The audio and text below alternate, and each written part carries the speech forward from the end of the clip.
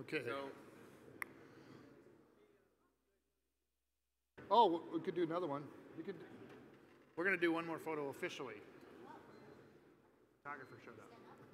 Sure. Sure, I can do that. I don't know. I can just stand back here. You just stand back here and you can shoot us all.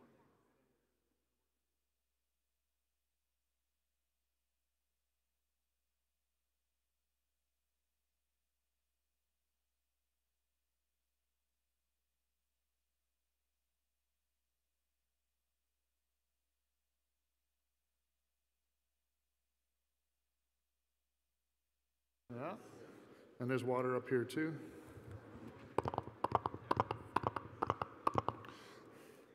That's my horse impression. So good morning, everyone. So my name is Jake Schultz. I am with the Boeing Company, and we have a topic of flying cars and urban air mobility for the next hour and a half. We have Gwen Leiter from GoFly, CEO of GoFly. We have Philippe Varan from Varan Vehicles. We have Stephen Tibbetts from Ziva Aero. And we have Sanjay Dal from Detroit Flying Cars.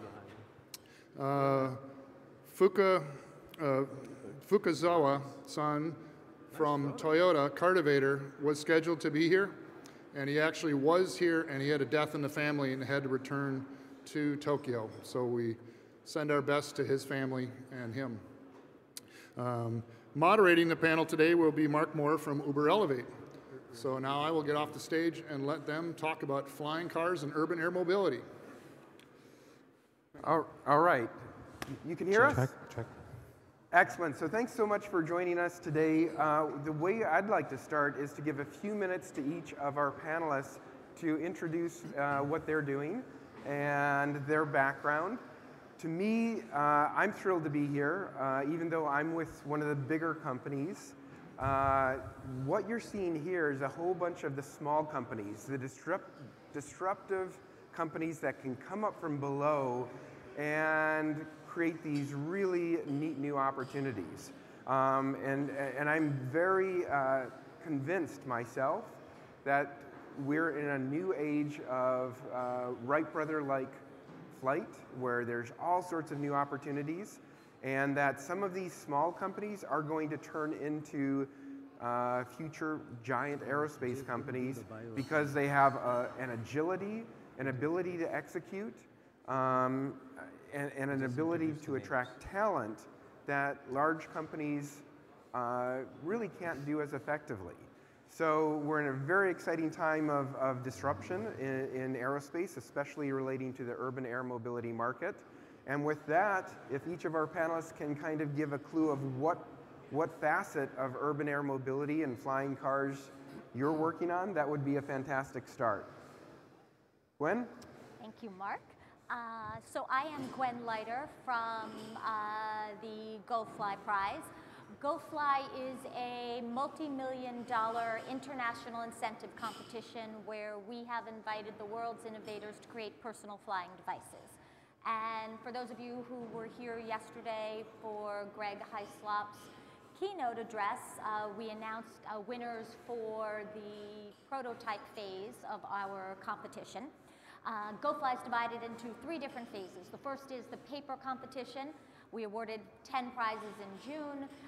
Yesterday, we awarded 5 prizes for the prototype part of the competition, and then everything culminates next year around this time in a final fly-off, where the teams from around the world come to showcase their flyers, and we crown the winners based on safety, size, noise, and speed.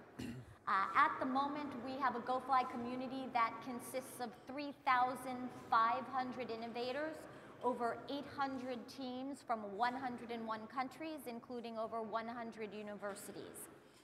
In addition to our innovators, we are supported by our grand sponsor, Boeing, by corporate sponsor Pratt & Whitney, and by over 20 different aerospace and STEM organizations around the world, including SAE as one of our partners. We are working not only with all of our teams on the competition, but we also provide support and mentoring and master lectures. Last year, every week, 50 out of 52 weeks, we had master lectures for the teams, and frankly, for all of you to look at should you desire. And they are from the deities of aerospace and business, speaking about different aspects of making a personal flyer and propulsion and noise mitigation and everything else. So should you want to learn more, I would encourage you to look and see if there's anything that helps you in any way. GoFly is still accepting new teams if you're interested in joining us. And to my left is one of our fabulous GoFly teams, Ziva Aero out of Washington, and Stephen Tibbets, and I'll turn it over to you. Thanks, Gwen. Yeah, Ziva. Is it on? Design. Is this mic working? Hello, check. There we go. Ziva designs and builds point-to-point aerial vehicles for the personal market. So we have an eVTOL system that we are feverishly working on for the GoFly competition, and we're currently building our full-size vehicle. But my journey started way back in 2004. I had the vision of doing eVTOL quite a while ago. So to me, this is extremely exciting to see all of the activity and interest in this market. And so I'm really interested in to see some of the crazy ideas that are happening right now. It's a very exciting time. Hi, my name is Sanjay Dal. I'm founder of Detroit Flying Cars, an endeavor to build multi-mode vehicles that can drive on the road and fly like airplanes and go long distances, land, refuel, essentially have point-to-point ability to drive or fly based upon your choice and your own flexibility.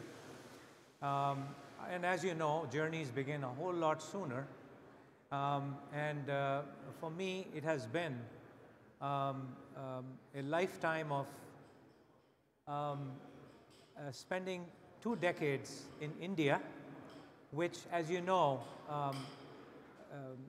anytime they want to show pictures of bad traffic, they pick Mumbai or Delhi or Chennai. Even the Uber slides this morning seem to have some slides from there. And it can be claustrophobic to the human soul. And for me, arriving in the United States has been, into the Midwest particularly, has been a mind-opening experience of discovering open fields, open roads, and open skies while flying, building model airplanes, building experimental home-built, garage-built airplanes as starting points into this discovery to fulfill a lifelong ambition to see the reaction to the tight conditions of elbow-to-elbow traffic back in India. And that is leading us to look at approaches to build machines that can truly transform, that convert airplanes and transform them so that they turn into vehicles that you can drive on the road and can park comfortably in your garage. That has been the founding principle for us at Detroit Flying Cars. All right. Hello, everybody. My name is Felipe Varon. I am the founder and CEO of Varon Vehicles. Let's see, it's been a long time since I started working in this idea of creating a new way to fly with, tinkering with motors and electronics, probably some 20 years ago. We've envisioned a transportation system based on flying cars that are friendly enough to penetrate the urban environments. And by friendly, we not only mean the form factor of the cars and of course, the operation of it, but also the way that they can cope with society in many ways, the way we can create jobs, generate employment, and in essence, generate acceptability for our system. So we've devised a transportation system revolving around a new set of values that we've come up with, trying to think outside the box, outside the aeronautics industry box, and outside the automotive industry box. We think that urban air mobility is going to be a new box, a new industry that requires a new set of paradigms, a new set of values. And we've put our customer base in the center of those values. So we think about things, for example, as the fear of flight. We're having an interesting discussion this morning about the fear of flight and what that means in reality. We have had some sense of how we can approach breaking that fear barrier. So we've designed, and we are designing, and working to implement a test urban air mobility transportation system, which of course not only involves the flying cars, our flying cars, but the vertiports, the airspace integration, the traffic management system within those airspace volumes, and so on. So our company, it's a startup, and we are developing that transportation system. We're working to implement a test version of it. And well, our vision is that this could serve the masses in many ways, not only transporting passengers, but there's all other sorts of business models, such as courier transportation and others as well. So it'd be great to have a discussion here about what you guys are doing, what we are doing. Cool, thanks. So what we are talking about here is something that even Orville Wright wrote about 100 years ago. And that is this idea that aviation can have a daily impact in our lives. So we're talking about this ability to have on-demand aviation in and around cities to enable you to be more productive and have a new choice in how you get around, how you move around. So I want to ask, this has been long dreamed of, right? I mean, going back to Hiller in the 1950s, he was building personal helicopters and really pushing this dream of a helicopter in every garage. So he didn't quite have the technology to pull that off then, but what is it? I mean, is it that gridlock has gotten so bad, or that the technologies are finally here, or that there's enough Silicon Valley money to enable wild dreams? What is it that's enabling you to stick your neck out and try to make this happen? What is it that's your enabler? Gwen and Steve, maybe we could start with you. Do you want to go? Should I start? Oh, okay. We collectively and individually, we've spoken about this before. There are a couple of different things going on, and it's not just GoFly or Steve or any of the companies here that have noticed it. It's the larger companies as well, Uber and Boeing and Pratt & Whitney. There's been a convergence of breakthrough technologies over the past few years, and it's the convergence that makes it the first moment in time when we have the ability to make people fly. Some of them are things that you see every single day. It's the stability and the control systems of the drone world that make previously unflyable configurations fly. You combine that with the increased performance of batteries and capacitors. Your electric cars drive longer and further and better than they ever did before. There are newly lightweight materials.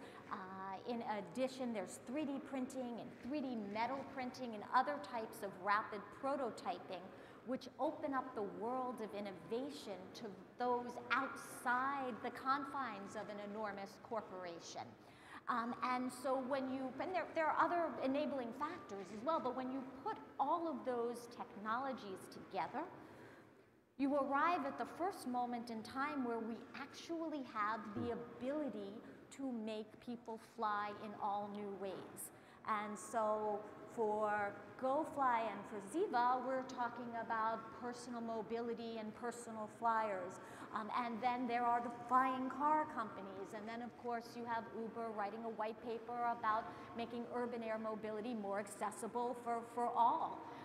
And all all of these different formulations, no matter if you come out on the recreational side or new sports or first responders or package delivery or enabling a whole new system of commuting, they all rely on the same enabling technologies. And that's why in the past couple of years there has been a burgeoning of so much interest and technology and VC money and all of the other factors that Mark mentioned. It is this beautiful moment in time where everything is coming together, and that's why there's so much interest. Cool, Steve, is this a beautiful moment in time for you? It is a beautiful moment in time. I think, you know, so I'm a Silicon Valley engineer that happens to live in Tacoma. So I agree with what Gwen said, but I would hang my hat on the MEMS technology, micro electromechanical systems, and that's the sensors that allow these vehicles to fly. The issue is, you know, if you tried to fly a drone without one of these chips in it, it's impossible for a human to stabilize it. And I think that if there's one thing I had to point to, I would say the MEMS technology and the chip technology and the microelectronic processing that allows machines to stabilize the aircraft. Yeah, so I mean, I've been working on vertical takeoff and landing aircraft my entire career. 32 years at NASA, that's all I did. And I think you hit the nail on the head, is that to do vertical takeoff and landing previously, you had to embrace such a level of mechanical complexity that it was just onerous at every level, from high maintenance to high acquisition costs to poor payload fraction because there are so many gearboxes and transmissions going everywhere. All of a sudden, we're at the stage where we can take mechanical complexity and turn it into software complexity and have these digital systems that are driving to essentially solid-state machines. So it really is an exciting set of enablers. So Gwen, Sanjay and Felipe, I'm going to go to you now. Gwen mentioned a whole bunch of different markets.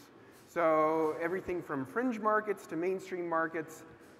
What do you see as your market opportunities, and what do you see as products that our audience would care about?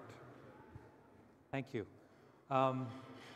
Before I answer that question, I was reminded last year, and I don't know if Uber Elevate had something to do with it, but I saw an ad that said Uber Model F.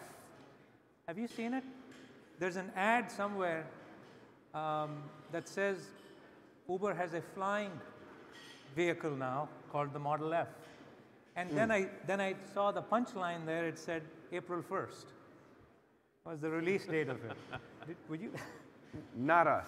So, we are not building a vehicle. We have partners that are doing that are way better than us. So the reason I mentioned that was in conjunction with Gwen's remark that it seems that in this recent decade, anything seems possible. And it is largely the role of MEMS technologies as well as being able to control mechanical things electrically. Carburetors were always hard to control, except with a stick. But with electric motors, it all becomes a far simpler problem that can be handled far quicker. But back to the question of market spaces. You know, whenever I look to answers about where we are headed, I find myself looking back 100 years and finding really interesting ones. So right around the turn of the last century, 1880s, was when, you know what the killer app then was? The killer app in 1880 was the bicycle. The bicycle just took over the world in the United States, France, Europe. It was everything. Everybody wanted to have one. And that lasted the 20 years. In the meantime, carriages were turning into horseless carriages. And the two-wheel bicycle turned into a quadricycle, a four-wheel cycle.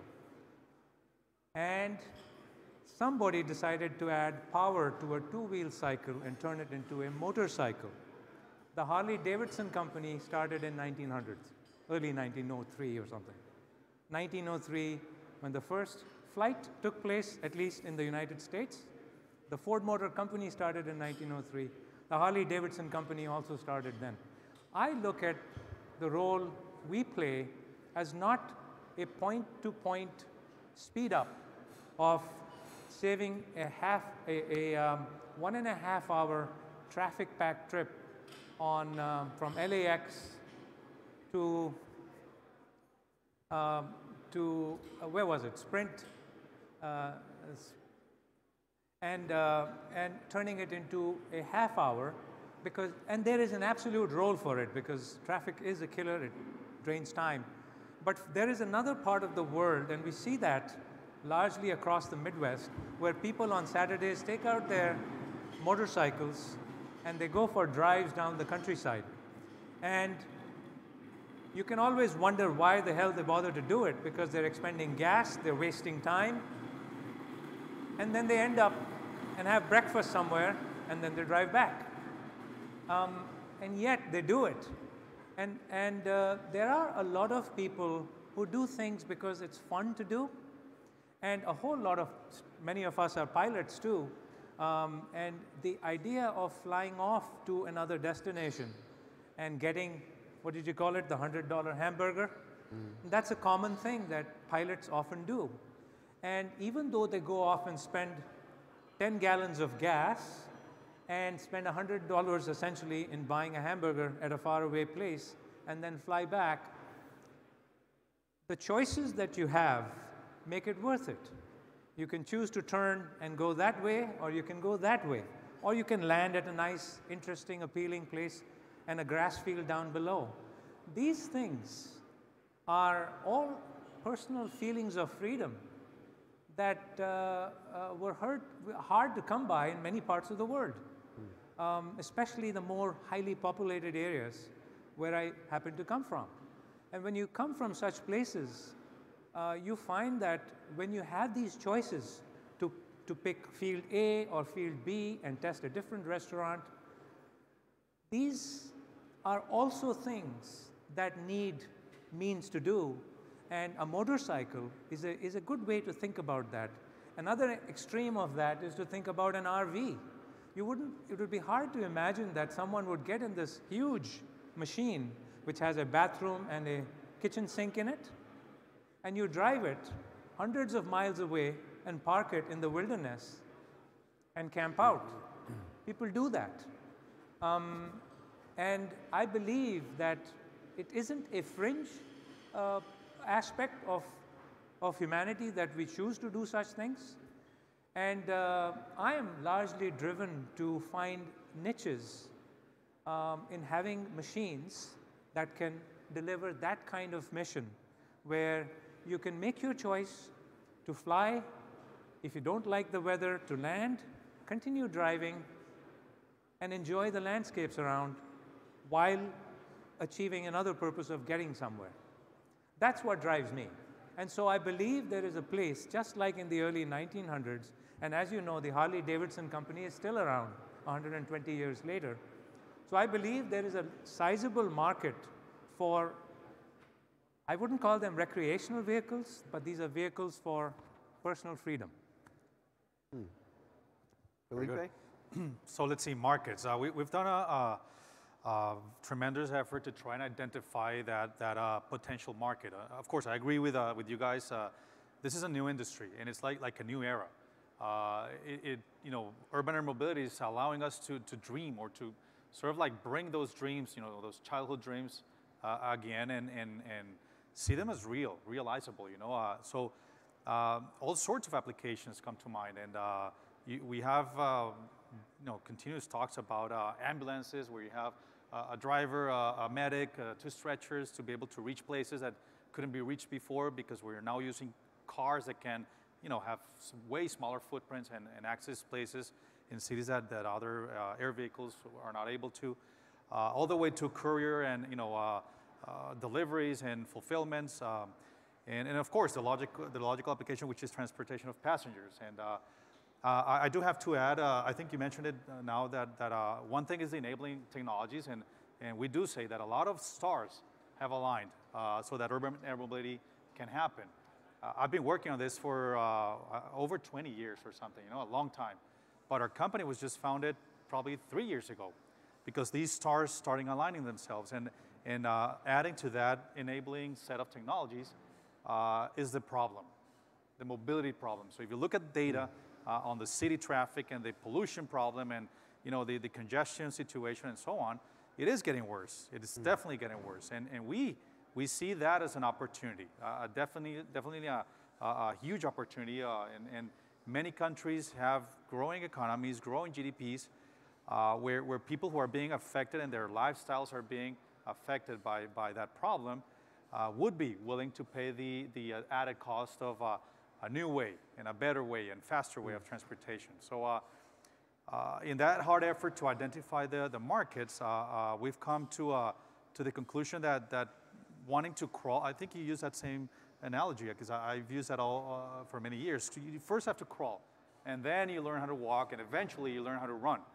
So trying to bring those dreams and that science fiction, that we all have from our childhoods to reality, what can be done and what should be done first. Well, crawling is what we have to do first. And for us, crawling means a very confined, very controlled environment, a very controlled transportation system. We think that transporting people, passengers, can be done in the short term, and it is the best potential market. Now, will it be for the masses or not? Will it be for VIPs or not? It's a matter of cost, absolutely a matter of cost. And who's going to be able to pay for that additional cost at the beginning of this new industry? Well, that's a question we're going to need to answer eventually. But of course, strategies and of course time will allow that to those prices to drop. And the target that we have is that we must be able to serve the masses eventually. So I think that's as far as markets go. I mean, we do have a potential market, and the need is definitely there. I mean, we've been following on the problem and the data and the situation in traffic in every city in the world, and it's a tremendously bad and growing problem. So it's many stars getting aligned, and that is definitely one of them. Cool, cool. Okay, so with this market evolution, I mean, do you see that starting in the United States or in other countries? I mean, a lot of people say the FAA in the United States is very difficult place to start because of the regulatory hurdles. But actually, I mean, the United States offers ultralights and has a class that many other countries don't even enable, as well as experimental aircraft. So I'm just wondering, are your perceptions on where the right place is to start in this market evolution? Is it in the United States or is it in other countries? I think that there's, sort of proof is in the pudding. There are dollars being exchanged for vehicles in other parts of the world right now. Dubai is an example. Their police force bought some eVTOL equipment to test. So I think a lot of the technology is being developed in the United States, but the pull is all over the world. And I think that places that are more progressive and have fewer regulations are going to jump on this. Less liability, I suppose. Less apt to get sued, if something goes haywire. I think, may I? I think a whole lot of, think about the United States as a leader in just a lot of things. And a whole lot of other countries are looking at air mobility as a possible opportunity for them to leapfrog. And therefore, we find that perhaps Japan and several other Asian countries, also Australia, seem to be very encouraging from a government policy standpoint and inviting such technologies to be tested there. I believe a whole lot of big guerrilla type operations are being tested over the skies in Australia. I know that the Japanese government has been very active in seeking these technologies to begin there. The Chinese government is encouraging the building of a large number of local airports, and an attempt, while Steve, you were talking earlier about the reduction of small airfields in the United States simply because land is better utilized in building houses, perhaps. But in China, it's the exact opposite. They're trying to encourage any reason that they can, in any little village, to build an airport. And these are signs of technology draws that you don't need regulations to tell you about. You can see them. It's written loud and clear. You know, if you visit the Oshkosh Air Show, the Experimental Aircraft Association annual event in Wisconsin, the Chinese government had this gigantic booth where they invited airplane builders, experimental airplane builders, to come in and chat with them and find ways of how they can learn from this experience and go back and set up shop and build things over there. So I see there is a very positive. The United States has kept a very neutral, perhaps rightfully so, a commercially neutral perspective from a policy point of view. But I think world governments out there are taking a very active role in drawing such technologies. Well, you definitely see across the world different societal needs. For instance, if you've ever been to Brazil and Sao Paulo, I've been there several times, and it's just endless skyscrapers. And to get even 10 miles or 15 miles across the city is many hours. And it seems like they're sort of in our future where there's this increased urbanization. Or if your example of Mumbai, if you try to go just 6 miles from the airport to some of the other parts of the city, that's a 2-hour gridlock on the ground. And if you look at the projections for like Los Angeles, they used to have highway speeds that were, during the peak times, of 35 miles per hour. Now they're in the 20s, and the projections are they're going into the teens because they just can't build enough highways to overcome it. So I'm still, like, Gwen, from your perspective of getting behind the GoFly, I mean, that took years of effort and energy to spool that up. What is your vision for how you address these market needs and societal needs? Twofold. Just first on that previous question on the FAA and then how it spins out into future policy. Yes, you're seeing great work being done in Dubai, in New Zealand, where a number of the very well funded companies are actually performing their testing now. And goes to your hometown, right? So that is certainly the case. But it is not as if the FAA is living in a vacuum on this. They know exactly what's coming. They are encouraging the innovation. Earl Lawrence, who was head of UAV integration at the FAA, has now been promoted to head of certification at the FAA.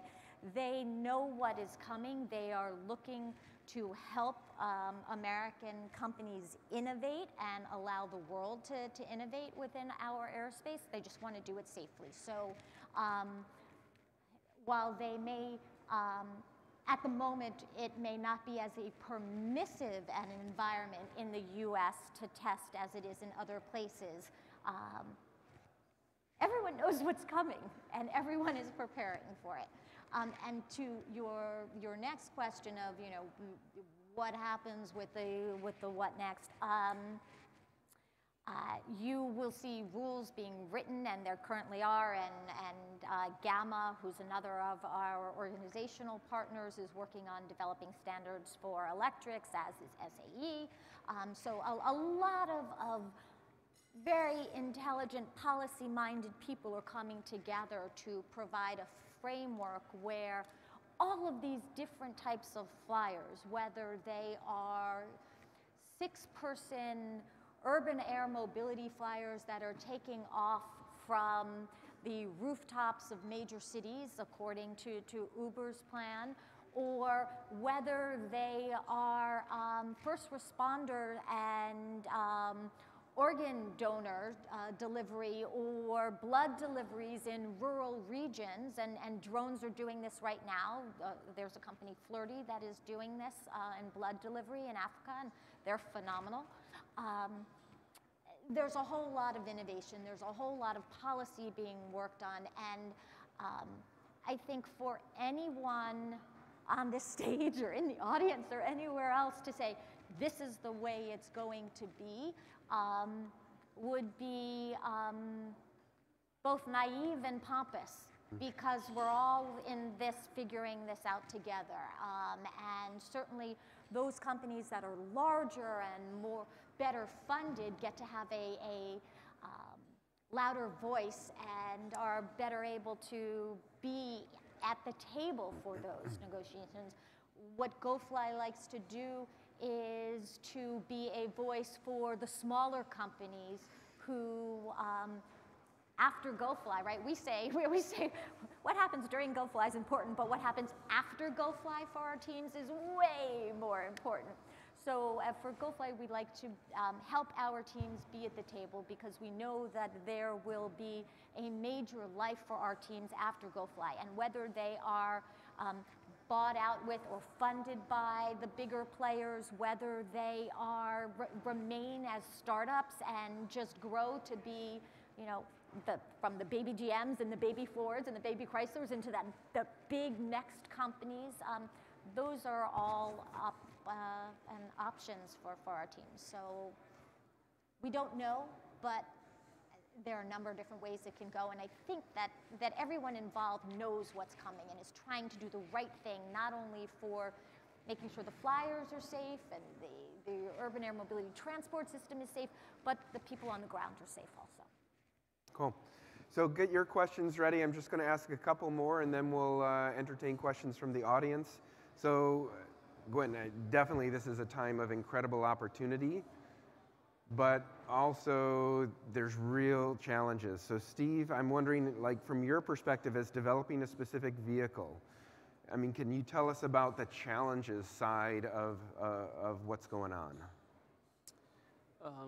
Well, our personal challenge is funding as a small company, as you can imagine. But when I my very first spreadsheet that I put together for a machine that could compete in GoFly, I thought for sure I needed what's called lithium metal batteries, which had about a 400 to 500 watt-hour per kilogram energy density.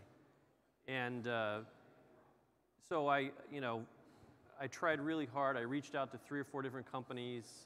The problem is even though they have product brochures, they're still unobtainium. One of the issues is, for example, General Motors put about $50 million into one of these companies, and all of a sudden they just stopped talking to you because they're locked into one of the big OEMs. So, but it turns out that after massaging and figuring out and building the battery pack and the sub pack, it turns out we can get away with 18650 format batteries, and one of the reasons is the automotive industry is rapidly consuming those, so they're becoming a commodity, and all of the major battery manufacturers are enhancing those cells like crazy. So one of the things that's happened over the last year is that Sony has come out with a 18650 cell that can deliver 30 amps. So you can imagine a battery cell that's a little bit bigger than a AA can deliver 30 amps of current, and it's just amazing. So what I thought were hurdles going in are the doors are opening. So that's really encouraging to me. Yeah, also in the power electronics, being able to move up to the higher voltage systems. You know, NASA's had a great voice in this, trying to push up to 1,000 volts. Now, pretty much every company you see is at least at 600 or 800 volts, which gets you to lower wiring weight and essentially more efficient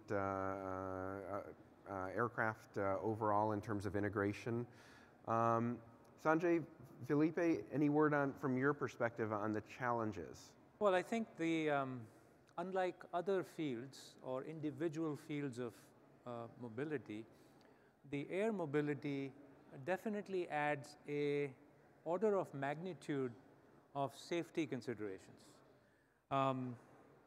where I think extraordinary amounts of testing in isolated as well as real-world conditions are required.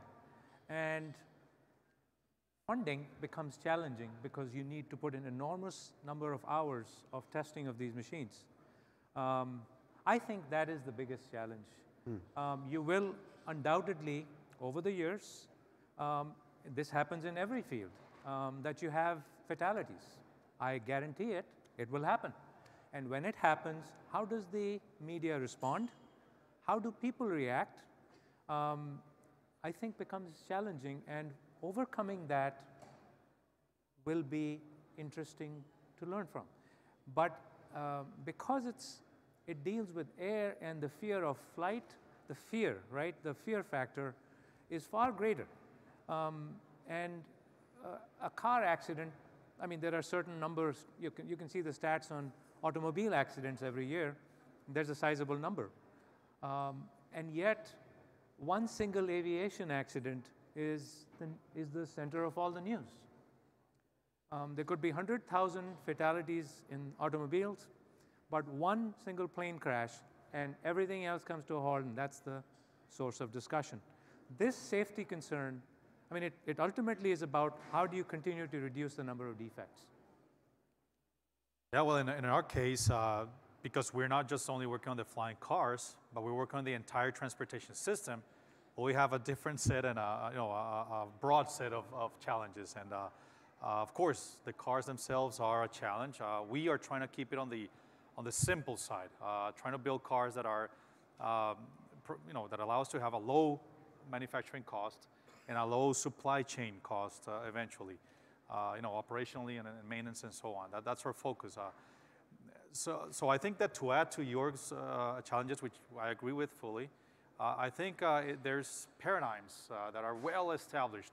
I mean, I think you, Mark, or probably when you said, I mean, these are new times, and these times probably haven't happened, like you've said, Sanjay, maybe in an entire century. I mean, it's been a long time since the current paradigms have been solidified, and I'm talking about the aeronautics paradigms. We, for example, are trying to convey the idea that we don't want pilots in our flying cars. We need drivers, and that's a huge paradigm to break. We want the operators to be on board the cars because we're very convinced that we need those on board the cars in order to break the fear barrier, the fear of our customers, the fear to fly. So we want them to board a car where there's a driver on board with our company's logo in the T-shirt, and that they see, okay, this guy's been driving the car for the entire day. He knows what he's doing. So that's one of the ways that we intend to break the fear barrier. So that's a huge paradigm. We are finding good grounds. Actually, if you go into our website at varonvehicles.com, you'll see yesterday we just released a press note where we announced that we've just been assigned an airspace to do exercises for traffic management, flying car traffic management. This has been assigned by a classified country's aeronautics authority where we're working to implement our test urban air mobility system. And that at least tells us that we're going in the right direction. But breaking these paradigms, it's probably the hardest thing. Yeah, their flying cars are hard. I mean, there's challenges there. But we think that this is not rocket science. We feel that our flying cars are not rocket science. They are simple enough to be achievable even with commercial off-the-shelf subsystems. The biggest challenges are elsewhere in the established paradigms, I think. Yeah. So I'm going to push back a little bit on that because while the vehicles are taking advantage of these simpler components like electric motors, you do get into, I mean, you mentioned getting away from pilots. So we're getting into these digital fly-by-wire systems that are very reliant on software. So I want to ask, and so you get into this complexity of software systems. and the regulatory authorities essentially mandating FDLC or higher in order to have assurance that these systems are safe because they're flight critical systems. So how reliant are you each on autonomy? What do you see your path towards developing the required software? And are you able to have a strategy for autonomy where it's crawl, walk, run, and you're not having to jump to a $100 million software certification, even for the initial products? I'm going to put Gwen on the spot because she's nodded her head. So for our GoFly teams, some of them are very focused on autonomy, and frankly, their secret sauce and what makes them special is autonomy. Some of our teams are not at all employing autonomous technology, any kind of issue. Some of our teams are, there's a human operator and you're running on weight shift control. So we have teams that run the gamut there. In terms of your underlying question, though, it is absolutely the right question to be asking because just like in the automotive world where we know that we are taking a path towards autonomy, it will not come in the next year, but it is coming.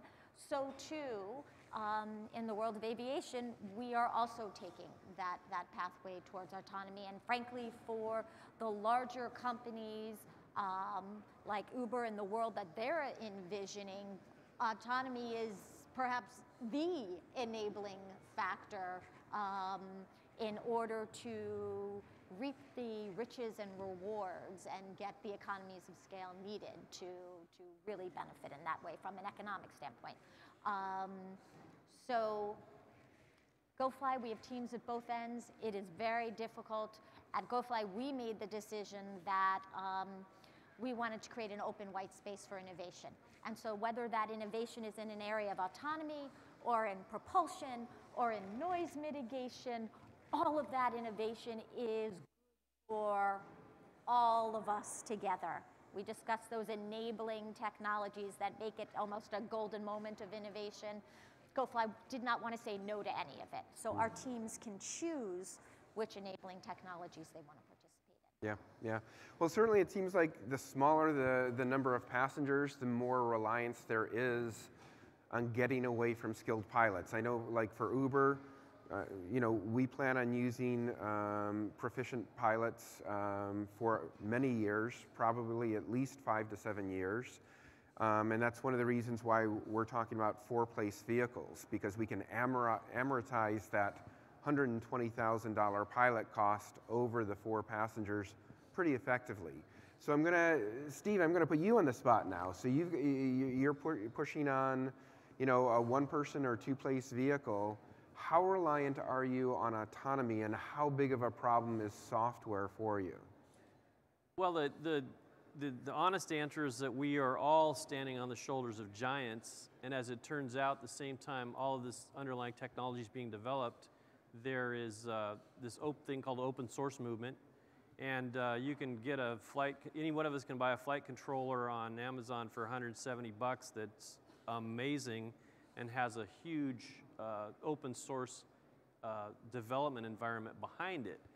But so what I want to do, Mark, is separate autonomy from flight control, because those are 2 completely different things. Right. We at Ziva don't rely on autonomy right now at all for the first responder market, for example. However, it's coming, and we will eventually include it in the vehicle. But there's still a bunch of code that needs to be certified in the flight controller itself. And probably, ideally the way I see that rolling out is the open source community again gets behind that and puts together a suite of software codes that is certificated. As a small company, that's really the only thing we can do. Maybe have a consortium that gets together to put the investment required to get that software tested. Oh. Well, I just wanted to say that I'm fully in agreement with that. I mean, autonomy is a broad term, a very broad term. When we started this like 3 years ago, the company, and we realized, okay, this is what we want to do, we said we want to do this ASAP. We need to do this ASAP, as simple as possible, as simple, because we cannot think about autonomous flying cars, bringing all this science fiction into what we can do today. That's probably unrealizable. We said, okay, we realized we need to do this in the simplest way possible, and having an operator on board was the way that we chose to go. Now, the fact that there's a flight computer on board does not mean that the flight is autonomous. So there's certain control that the flight computer takes the burden off that is taken away from the operator. But that doesn't mean that the car does, things on its own. Now, again, that's a broad term, autonomy. If we were talking, in our case, if we were talking about a winged aircraft or flying car, the story would be different. That's why we came up in our iterations with a wingless drone-type vehicle. The technology is already there. I mean, flight computers by any number of subsystems manufacturers can control a drone-type vehicle extremely effectively and extremely safely. I mean, drones are out there. And only leaving high-level commands for the operator.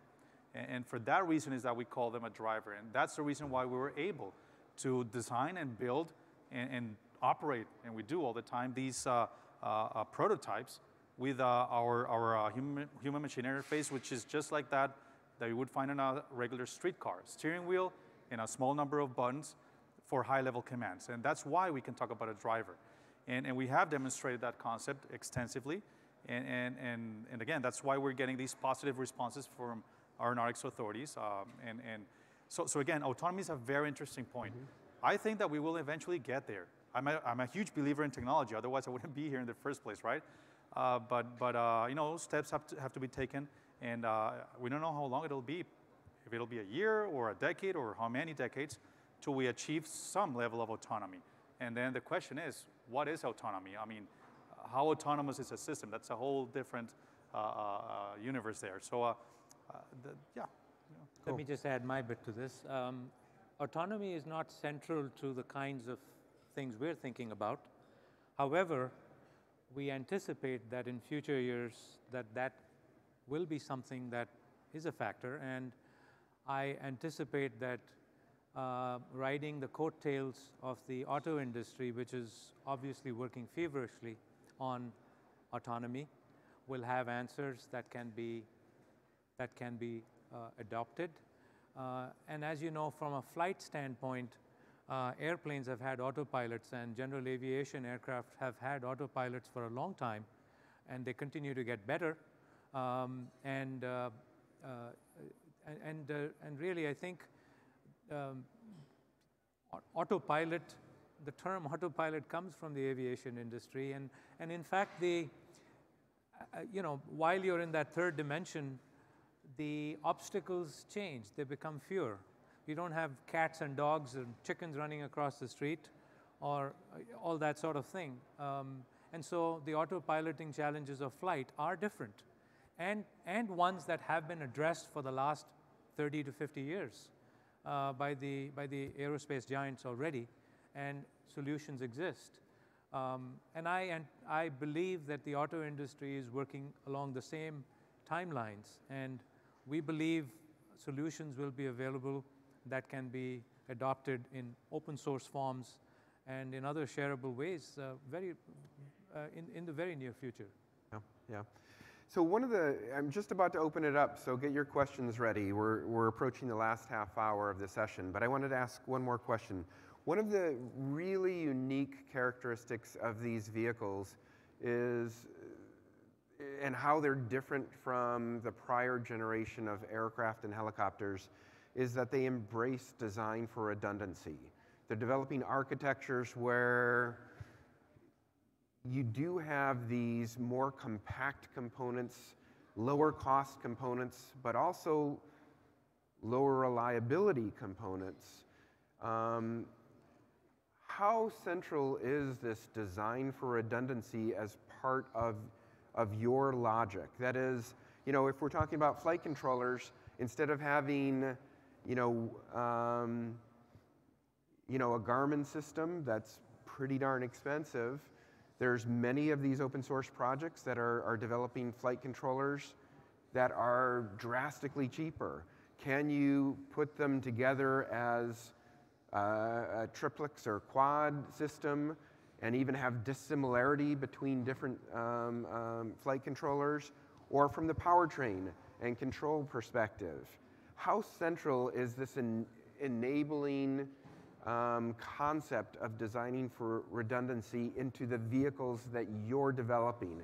Is it a key enabler? Is it a key architectural decision? Steve, can we start with you? Yeah, Mark, absolutely. We have redundant propulsors, and the battery pack is architected in such a way that it has individual modules that will be fused. If we lose one sub-pack, it doesn't bring the whole system down. So I think designing these, the technology gives us the tools, but the knowledge of working in aviation and even the automotive industry for looking at reliability and safety is key in putting the architectures together. So that's absolutely, it's exactly what we're doing. Is we'll take 3 flight controllers and we'll have a separate circuit board that the 3 flight controllers will vote, and then so we'll have some safety checks there. But having no single, every single element has to be either redundant or extremely well tested, and then of course your ultimate backup is a ballistic recovery system. So, but I think you hit the nail on the head, is that the technology just allows you to architect systems that are highly redundant. I think different flying configurations seem to have their inbuilt natures of redundancy. Helicopters tend to have fewer, for example. Thus far, traditional helicopters have, if a rotor blade has a problem, there are problems. And it has single lines of and so you do not have forms of redundancy simply by the nature of the machine.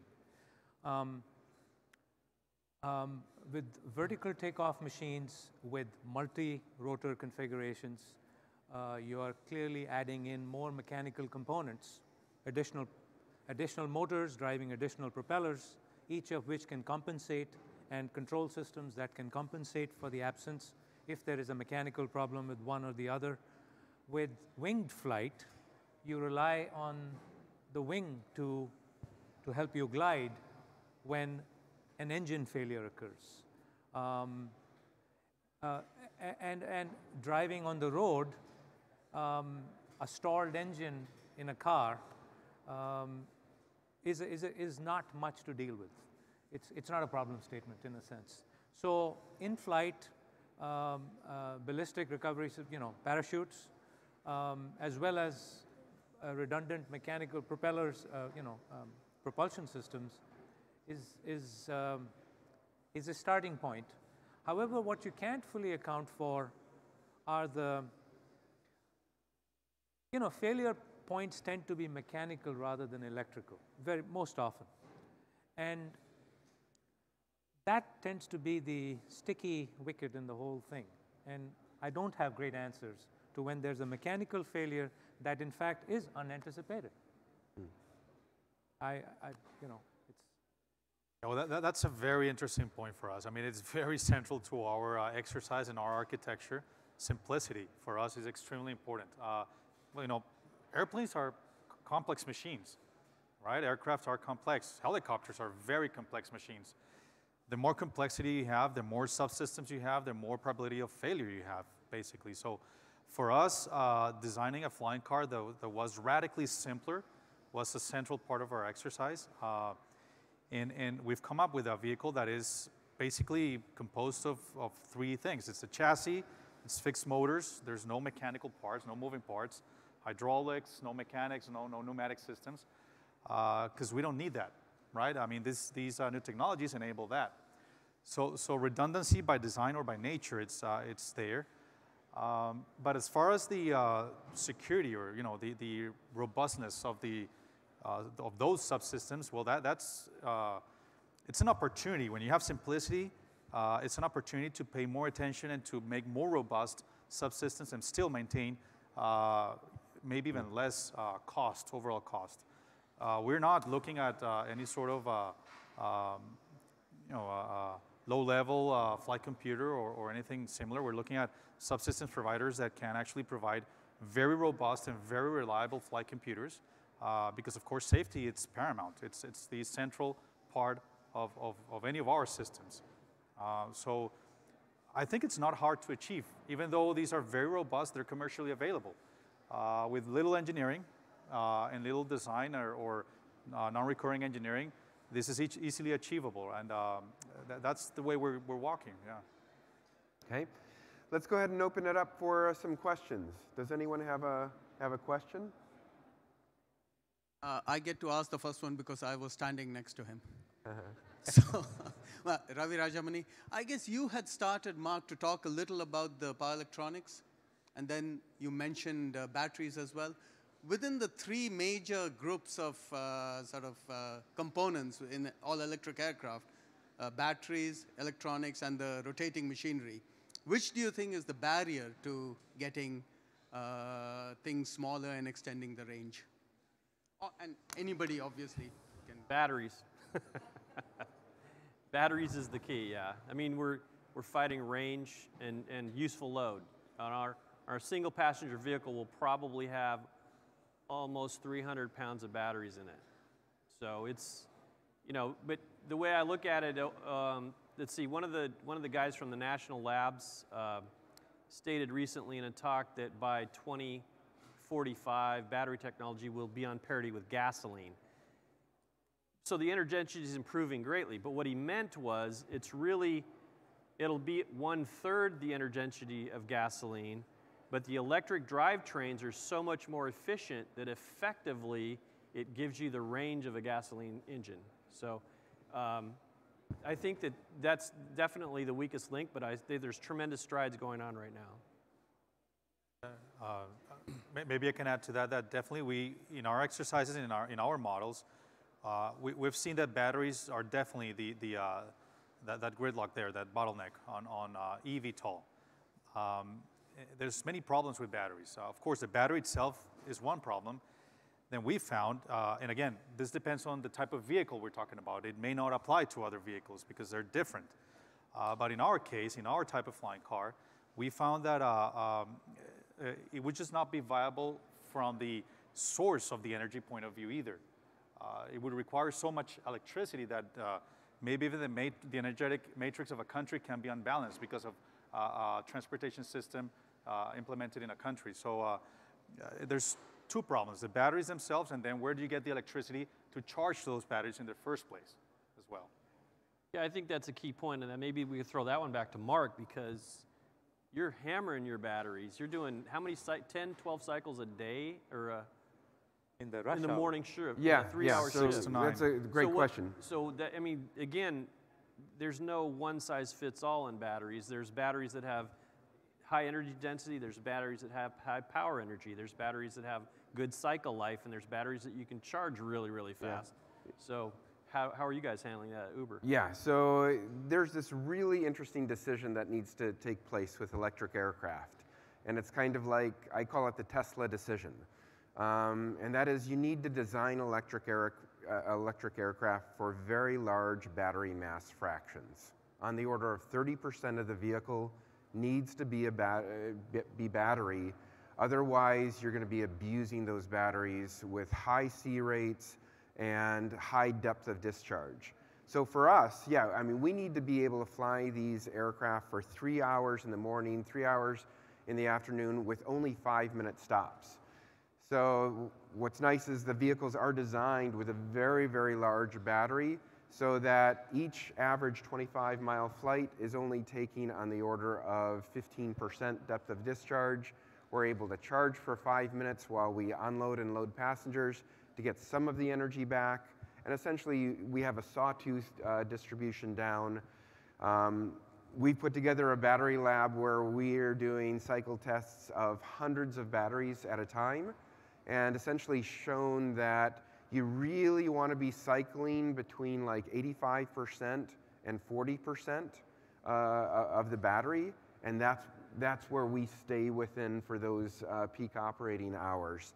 By doing that, instead of having a life of only a few hundred cycles, we're showing that we can get to on the order of 1,200 effective cycles, where we're just doing essentially, again, this middle banding of the cycle and not depth of discharge. So it really is interesting. If you're going to develop an electric aircraft, for our mission at least, you basically have to go all in on making it an electric aircraft. Otherwise, it becomes very, very problematic. Other questions? Hey, Mark. You've talked a lot about the technology barriers and stuff, but I wanted to see if you would comment on the society acceptance factor. Not just people flying it, but people being flown over. These are high disk loading vehicles, so the sound is high, and it's also high frequency, which tends to be at the annoying frequencies. So how are you addressing having hundreds, possibly thousands of these vehicles flying over a city in a random, to the people on the ground anyway, random way? Yeah, I'm happy to jump into that. So our requirements are that in cruise flight, from 1,000-foot altitude, it cannot be perceptible at ground level. And that's one of the reasons why we only embrace partners that are doing winged flight. If you're staying in powered lift during the cruise, like a multicopter does, then there's no way to get that noise down because it's powered lift. You're advancing and retreating, cyclic loading on those props, and it's high power, so it's high noise. So by getting onto wing-borne flight as quickly as possible lets you get to that much lower power setting, much higher lift-to-drag ratio vehicles that can be quiet at 1,000 feet relatively easily. The harder part is not the transit noise at 1,000 feet, but the noise at the skyports, where you're a couple hundred feet away from the closest buildings, and you're in that very high-powered takeoff and landing flight. So for us, we do a combination of things. We're pushing our partners to embrace low-tip speed propellers, keeping the disk loading and blade loading low to have really clean inflow and exhaust flow, because any structure that's behind the flow or in front of the flow is a noise source. So it's really doing a whole cookbook suite of things to have the lowest possible noise vehicle, but then also combining that with operational things. Like for us, we locate the skyports close to highways or major road arteries that have a high level of noise anyway, that mask. In fact, in Dallas, we're already collecting noise at different skyport locations to make sure and to provide to our vehicle partners so they can see the noise distribution that takes place during the day to try to design their vehicles to map into that noise so that background noise masks it as effectively as possible. Also for our skyports, we don't put them on the ground. They're always elevated so that, again, there's essentially the shielding we get from the buildings, and by taking off and landing at higher buildings, that noise doesn't get down into the urban canyons. So there's just a whole host of things, and noise is such a challenging problem. You have to do every single thing you can right from the beginning of the design of the vehicle to be able to have a chance. But I can tell you this, I've heard these eVTOL flying. There are demonstrators out there, full scale, and they're incredibly quiet. They are achieving that goal of on the order of 15 decibels quieter than the quietest helicopter, and that lets them reach the noise level that lets them mask into the city. So it is very, very exciting to see these demonstrators actually achieving the goals that we set out so that they can be good neighbors. But I'll also happy to open it up to the panel. So for community acceptance and adoption, we think that there are 3 different very important factors. The first is safety. If these vehicles aren't safe, and one of them is noise, by the way, but if these vehicles aren't safe, you don't even get to the noise issue, right? And so at GoFly, safety is paramount to everything that we do. There can be no single point of failure in the vehicles that we're asking our teams to build, and GoFly has a ton of safety mentors, safety master lectures, and we are trying to, if we're going to catalyze the creation of these personal flyers, we're going to do our utmost to make sure that they're as safe as possible. That's first, that's primary. Second is the issue of noise, which Mark spoke to quite well. At GoFly, we have a threshold level where we say none of our GoFly devices can be louder than 87 dBA when measured from 50 feet. The reason why we use that highest threshold level is that there haven't been many studies on transient noise. There was one done federally, and on transient highway trucks passing, and it said 87 dBA when measured from 50 feet away does not cause any kind of hearing damage. And so we said, okay, that's the loudest it could actually be, and then we have a very steep point curve for devices that are quieter than that. So at GoFly, we're trying to get our teams from the very beginning to promote safety and to promote quietness. The third aspect besides safety and noise is psychological factors of community acceptance and adoption. Is this a rich person's toy, or is this something that is used for anyone, anywhere? And therefore, if it's a tool to help mobility for all, if it's a tool for first responders, if it's a tool primarily for the overall good of the general public, then there is an easier acceptance for all of that. But I don't think that we will have full adoption, ubiquitous flying vehicles of whatever sort you want until we are able to solve for all 3 issues.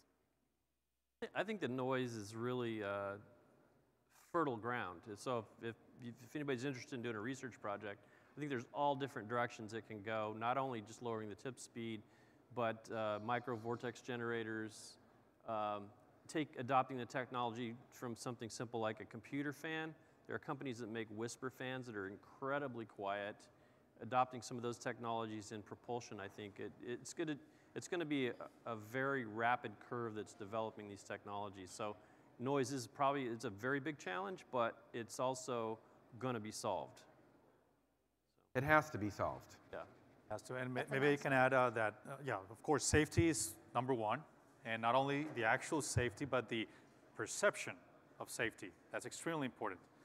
Then you have, of course, noise is a very critical issue in urban air mobility, but for us, there's another factor for society acceptance, which is the opportunity to create employment.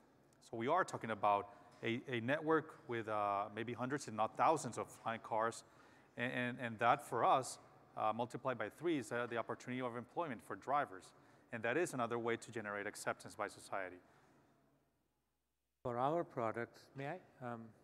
For our products, the noise consideration is a little different in that when it's driving on the road, it's an electric car.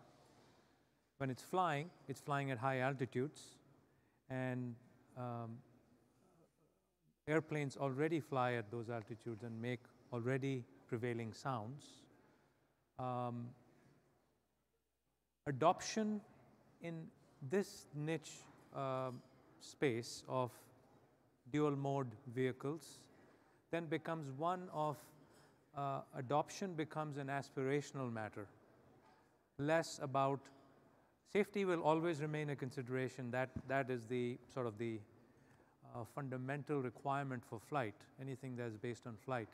But I find that adoption from a community standpoint for that little niche of dual mode vehicles will largely be aspirational.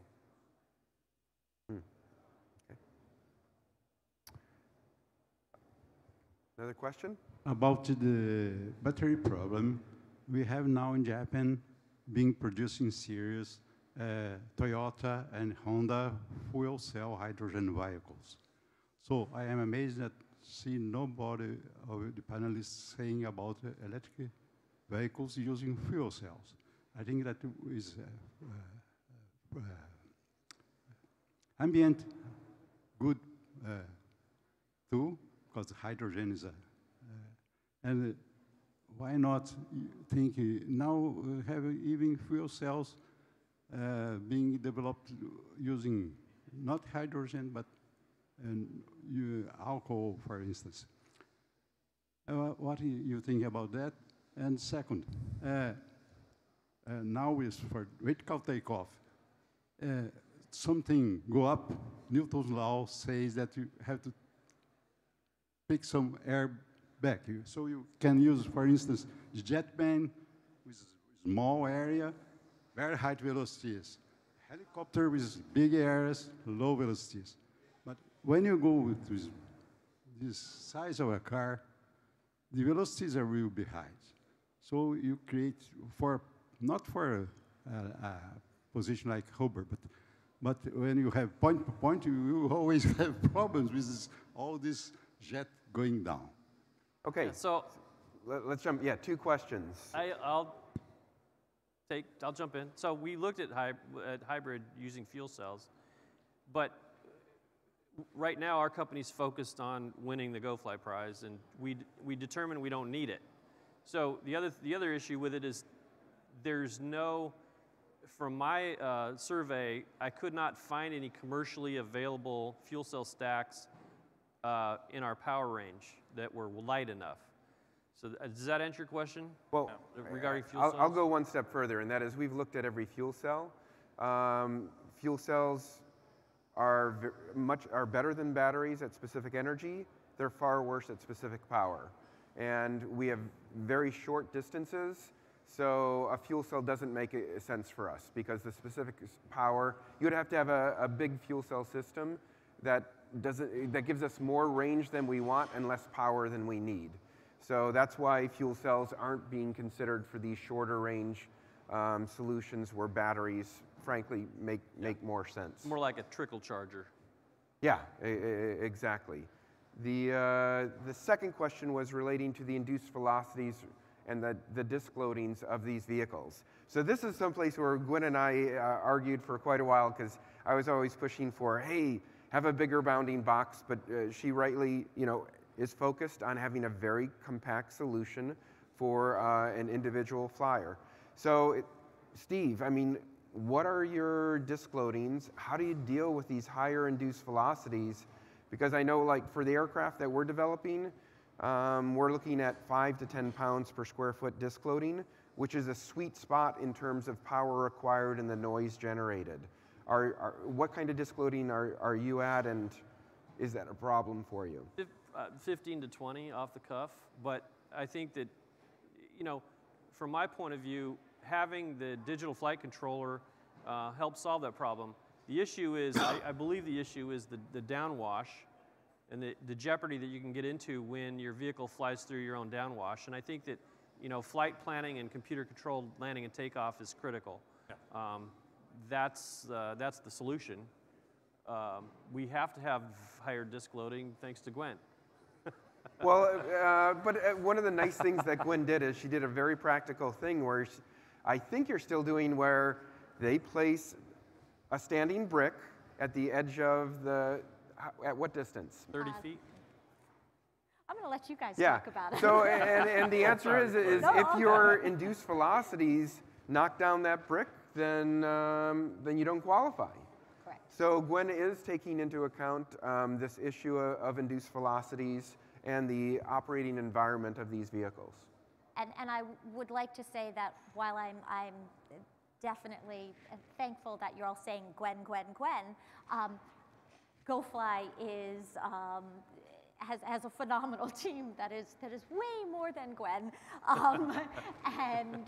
and we would not be here without obviously our amazing sponsors and organizational partners. So and as Mark can tell you from 4 or 5 years ago, before we even launched GoFly, we went around the country, and Mark helped organize. We were having arm wrestling matches about the requirements. Not just Mark and I, we went around the country to different experts to have them wire brush our technical rules and guidelines to make sure that they were driving the innovation that we wanted to see. We did what? We did NASA Armstrong. We worked together. Oh, we did a whole bunch of different workshops. I know we did. Yeah, we were in California. but I still don't know how you pulled off getting Boeing as a sponsor. That's a story you're going to have to tell someday, because that was a good get. I think we have time for like one more question. If someone has a burning question, yes, sir. Moses, great panel. Thank you very much. Mine's not really a burning question, but it's not very technical as well. Listen to the panel, lots of great ideas, all very different. Innovation is really the underlying, foundation for a lot of your developments. My question, when I look at the industry, whether it's automotive, I'm from Arizona, so autonomous vehicles are things that I sort of live with on a daily basis today. But I look at aerospace and I look at automotive. They've really made that leap forward when a couple of 2-3 key companies or industry contributors have taken the lead in driving either standards or some form of, best practices in that particular segment. Do you see the same thing happening for urban air mobility, given the number of folks interested and the directions that everybody is pushing or driving out into? Yeah, so I'm happy to jump in, and then others. As Gwen stated, Gamma has been one of those leaders that has been corralling us to get to work together on standards. ASTM and SAE are doing an incredible job of setting up subcommittees for these standards to be developed, whether it's for electric motors, for batteries, et cetera. We couldn't be more thankful to these organizations that are laying the foundation for acceptance through high reliability, through safety, through doing this right in a consensus manner. So it is consensus standards are really a wonderful thing because anyone can get involved. Whether it's a big company or a small company, everyone has a voice in establishing that standard. And I personally just couldn't encourage more for us all to be participating in that, because that's how you get things right from the start. Gwen, do you have any thoughts on that? Everything that we are talking about today is too big an issue for one company or one agency or one government.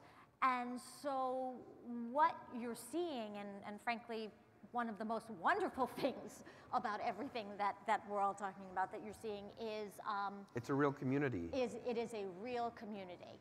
And what I can unequivocally say is that even if GoFly gets to the final fly-off next year, and there is no team, of course Steve's team will get it, but if there's no team that actually can complete the flight profile, the community that GoFly and Gamma and Mark and all of this, everyone here has helped to create, will ensure success.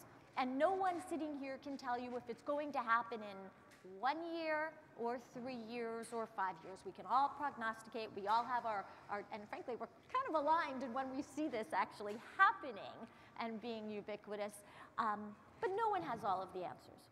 What we do know is that as a community, we have come together to set the standards, to work on solving the problems, because success for one is really success for all. Yeah. And that's why having groups like SAE, Gamma, industry groups come together is so very important to get us where we all want to go. Yep, and so that's why go ahead. Sorry, can I add to what Gwen was just saying?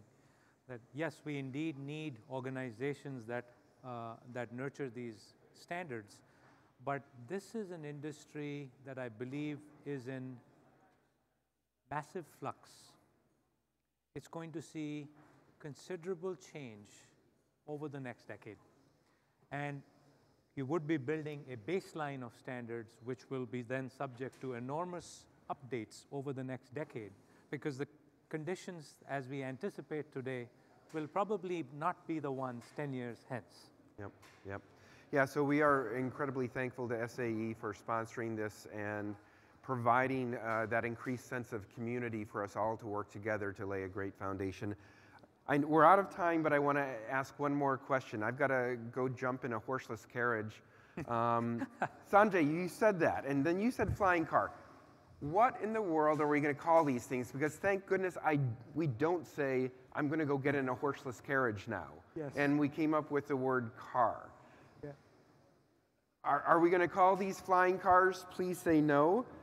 Or are we going to call these eVTOL? The geek in me loves the name eVTOL.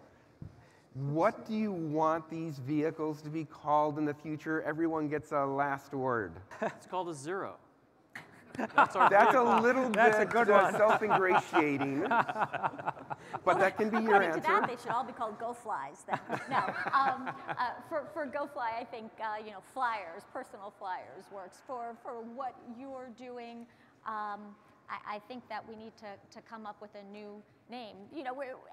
Every couple of weeks or months, you see a changing vocabulary. Even with when we started, it was vertiports, and now it's skyports, which is much better than vertiports, right? So we did testing on the name. Oh, you see? Of course, they did testing on the name. When you've got tons of cash, you do testing on the name. But these names will be changing, and I don't think that as of yet we have come up with the best name for what you are doing, but I think flyers are pretty good name for what we're doing. Funny you asked that question. Back in 1890, the first auto magazine emerged. You know what it was called? It was called The Horseless Age. That was the name of the magazine. That today is probably called Motorsports or something. And look, Uber has chosen the name Elevate. Words matter, but the choices, I think, are out there in the public domain. Elevate is extraordinary in its aspiration. I find that extraordinary. Perhaps we have to have a GoFly contest on coming up with a name. From my standpoint, these machines, all through the ages, going from the horseless to the cars, airplanes, they have all added to our freedom. For me, I have always chosen to think of them as the ultimate flying machine, the freedom machines. So I think of them as the freedom machines. Now, you think about names. Why would someone name their company Yahoo, Google, and get away with it? So I'd vote for the freedom machines. Well, for me personally, at least flying car is better than air taxi. That's my opinion. My opinion. So we are calling our cars flying cars for now because seamlessness is important, and we're driving them as cars. And we think that is important for adopters, for early adopters, our first drivers, and so on. So it would be great to have a better name, a new name, a more futuristic name sometime in the near future. Yeah. So if anyone has ideas. I got one. I got an idea. Yeah. So this is my hang-up with urban air mobility, UAM, is that they don't just apply to urban. Correct. I mean, they equally apply to areas that don't have infrastructure, like the jungles. So air mobility, AM, right? Vehicle. You say AMV. AMV, okay. Air mobility vehicle, AMV. We'll have a standards meeting, yeah. Well, the media tends to always go back to flying cars, so I don't know if that's, but that's from the carriage and then the horseless carriage. So you have, cars and then flying cars. So maybe they'll just be flyers. Flyers. It's all good. So on behalf of SAE, we want to thank everyone for being here. Really appreciate the input. It's been a wonderful discussion. We appreciated the comments and the questions. And if you want to talk with some of these folks, we'll be around for a little while. Mark's going to take a horseless carriage out of here, but we're good. And I believe lunch is next. And there's not? It's not. Okay. Lunch is eventual. And so thank you for coming. And now Jim is going to introduce the next session. Okay, can we give it up for our panel? Yes. Oh, absolutely. Woo! Well done. Well done.